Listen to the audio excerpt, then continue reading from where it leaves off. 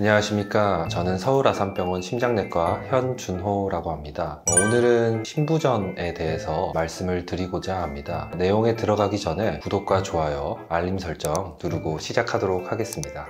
신부전은 도대체 어떤 병인가요? 심장은 전신에 혈액을 보내주는 근육 펌프라고 보시면 됩니다. 펌프의 역할을 잘 해줄 때 전신의 피가 잘 순환하게 되고 전신의 장기의 역할을 잘 이루게 되는데요. 이 펌프의 역할을 잘 하지 못하게 되면서 불편함을 느낄 때 신부전이라고 생각하시면 되겠습니다. 신부전의 유병률은 2002년도에 전체 인구 100명이라고 치면은 0.8명 정도로 발생했는데요. 2018년에는 100명당 2.2명 정도로 발생할 정도로 굉장히 유병률이 크게 증가했고요. 우리나라가 고령화 사회가 굉장히 심하게 빠르게 진행하면서 2040년에는 100명당 3명 이상이 될 것으로 예상되고 있습니다. 이게 왜 증가하는 건가요? 신부전의 원인은 아주 다양한 원인이 있는데 대부분의 심장 질환이 진행할 경우에 신부전이 발생할 수 있다라고 생각하시면 되겠습니다. 아주 대표적으로는 심근경색, 그리고 판막질환, 부정맥과 같은 심장 질환이 진행하거나 오랫동안 지속되게 되면은 신부전이 발생할 수 있고요. 심장이 근육으로 이루어져 있는데요. 이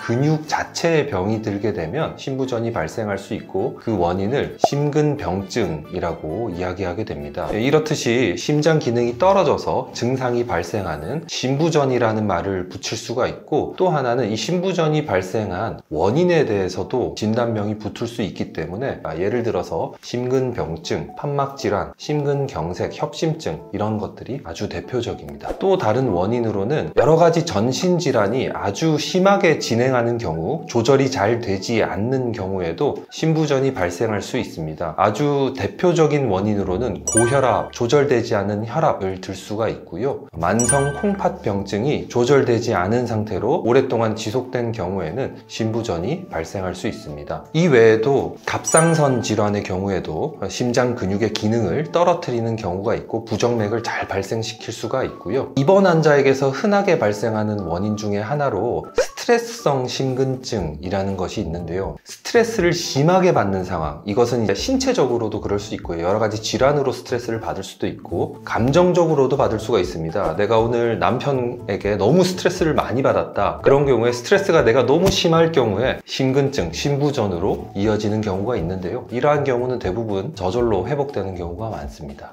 그렇다면 신부전은 얼마나 무서운 질환인가요? 우리가 암에서 5년 생존율 이렇게 하면 이해하기가 아주 쉽거든요. 신부전 환자의 5년 생존율은 한 50에서 60% 정도로 알려져 있고요. 우리나라는 약 한 65%가량으로 알려져 있습니다. 즉 신부전을 진단받고 5년 뒤에는 65%, 약 3분의 2 정도가 생존해 있고 나머지 3분의 1 정도는 사망한다라는 것입니다. 이 정도로 굉장히 무서운 질환인 것을 알 수가 있습니다. 예를 들어서 남자의 경우에는 전립선암, 방광암, 그리고 여성 같은 경우는 유방암이랑 비교하게 되는데 이러한 암종과 비교해서도 5년 생존율이 더 낮습니다. 그래서 생각보다 그렇게 가벼운 질환이 아니네 라는 생각을 하실 수가 있게 될 것입니다. 5년 생존율을 보게 되면 이제 보통 대장암보다 비슷하거나 조금 더 안 좋다라는 것이 바로 신부전의 예후입니다. 특히 선진국의 경우에는 65세 이상의 고령의 환자들에게서 입원 또는 응급실 방문의 가장 흔한 원인으로 이 바로 신부전 질환을 꼽게 됩니다. 신부전 발병률이 의학기술이나 이런 것들이 더 발전했음에도 이게 늘어나는 거 보면은 이게 약간 선진국 병인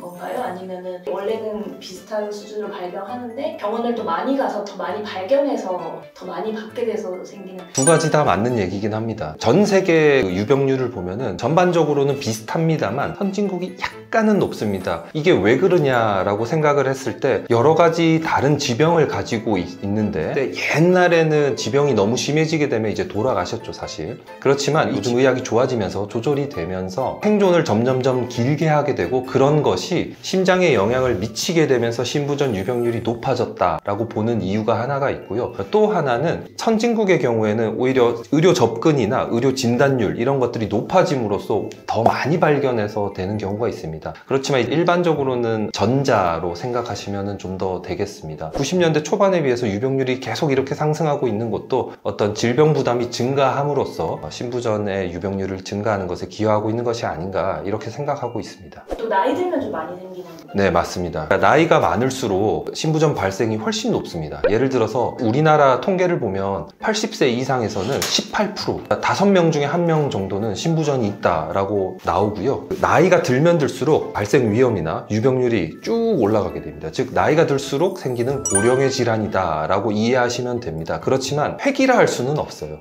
나이가 들면 자연스럽게 생기는 병인데 이런 심부전도 치료를 어떻게 할 수가 있나요? 제가 진료 보러 오시는 분들이 수술 같은 걸로 치료가 안 되냐라고 물어보시는데요. 일반적으로 심부전의 치료는 약물 치료가 근간이 되고요. 심장 기능, 좌심실 구획률이 뛰는 기능이 저하된 환자의 경우에는 4가지 약물을 조합해서 사용하게 됩니다. 베타 차단제, 레닌 안지오텐신 시스템 억제제, 알도스테론 기량제, 포도당 나트륨 공동 수용체 억제제, 이 4가지를 한 번에 다 같이 조합해서 쓰는 것이 1차 치료, 첫 번째 치료에 권고되는 것입니다. 이 약을 받아보게 되면은 처방 전에 예를 들어서 베타 차단제, 레닌 안지오텐신 시스템 억제제 같은 경우에는 고혈압약이라고 적혀져 있는 경우를 흔하게 볼 수 있습니다. 나는 고혈압이 없는데 왜 이 약을 먹어야 되나요? 혈압이 나는 낮은 편인데 왜 이 약을 주나요? 라고 물어보시는데요. 혈압을 떨어뜨리기 위한 목적 자체는 아니고요. 심장 기능을 회복시키고 사망률을 개선시키기 위해서 이런 약제를 쓰는 거고요. 또 하나 말씀드릴 게 포도당 나트륨 공동 수용체 억제제 약은 처방전을 받아보시게 되면 아직까지는 당뇨약이라고만 적혀 있습니다. 야, 제가 당뇨가 없는데 왜 당뇨약을 줬나요? 내지는 저는 당뇨가 없어서 이 약을 잘못 주신 줄 알고 먹지를 않았습니다. 일부러 이렇게 얘기하시는 분들이 있습니다. 그렇지 않습니다. 당뇨가 없는 심부전 환자에게서 쓸 수 있는 약이다 라고 아시면 되겠습니다.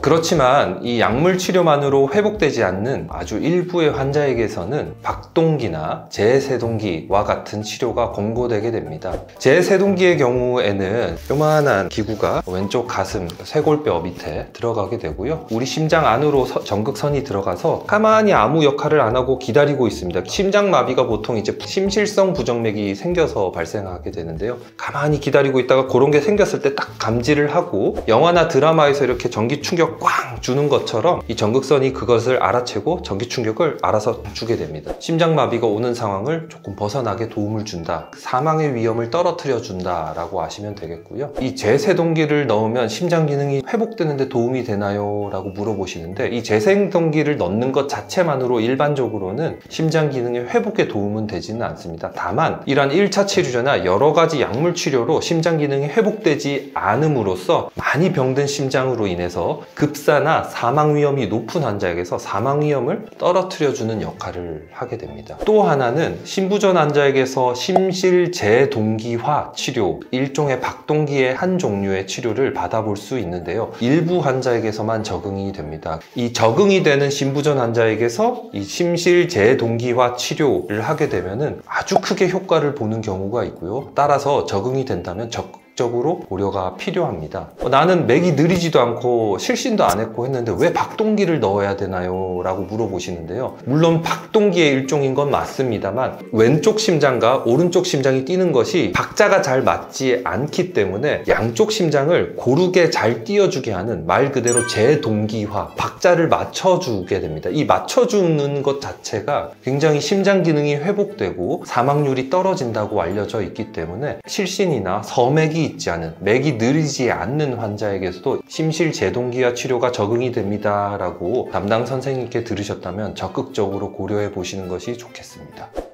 베타 배터리로 움직이는 건가요? 아니면 충전을 해야 되나요? 맞습니다. 배터리로 움직이는 거고요. 일반적으로 수명이 어떻게 되나요? 라고 물어보면은 박동기가 작동하는 정도에 따라 다릅니다. 많이 쓰면은 더 빨리 달게 되고요. 제세동기인데 심장마비가 오는 부정맥이 거의 안 나타난다 이러면은 10년 넘게 쓰고요. 이 배터리를 갈아야 되게 되는 건데요. 잠깐 째가지고 배터리를 갈고 다시 봉합하면 되는 거고요. 보통은 1박 2일 정도로 간단하게 끝나는 시술이기는 합니다. 요즘 이어폰이나 이런 것들을 블루투스로 충전하는데 이걸 왜 무선 충전으로 하지 않냐라고 하시는데요. 최근 개발이 되고 있는 걸로 알고 있고요. 수년 뒤에는 적용이 되지 않을까라고 개인적으로는 예상하고 있습니다. 박동기가 제대로 작동을 하고 있는지, 그 작동에 이상이 있지는 않은지, 진료 오시는 사이에 부정맥이 있었는지 이런 것들을 확인하기 위해서 정기적으로 이 박동기를 체크하게 되고요. 이 박동기를 체크하면서 동시에 배터리가 얼마나 남았는지 확인할 수 있습니다. 무선으로요? 네네, 그거는 무선으로 됩니다. 신부전은 그러면 약물 치료로 완치는 안 되는 거죠? 약을 끊을 수 있는지? 완치라는 것이 심장 기능이 떨어져 있는데 정상 심장까지 회복이 될 수 있냐라고 물어보시는 거면은 가능합니다. 심부전이 약물 치료로 정상 심장까지 어느 정도 기능이 좋아졌는데 약을 끊으면 심장이 다시 나빠질 소지가 굉장히 높다라고 알려져 있고요. 그래서 이 병은 평생 조절하는 병이다 라고 아시면 되겠습니다. 그럼에도 불구하고 이러한 분들이 약을 잘 드시게 되면 어느 정도 잘 심장 기능이 유지될 수 있고 정상인의 삶을 잘 누릴 수 있기 때문에 걱정은 크게 안 하셔도 되겠습니다. 다만 여기서 중요한 것은 내가 심장이 좋아졌다 하더라도 의료인의 지시를 잘 따르고 진료를 잘 받고 약물을 꾸준히 복용하는 것이 굉장히 중요하다는 사실입니다. 오늘은 신부전에 대한 개괄적인 내용에 대해서 말씀을 드렸습니다. 다음 시간에는 심장 이식, 중증 신부전, 인공심장과 같은 아주 특수한 주제에 대해서 좀 더 자세히 설명드리도록 하겠습니다.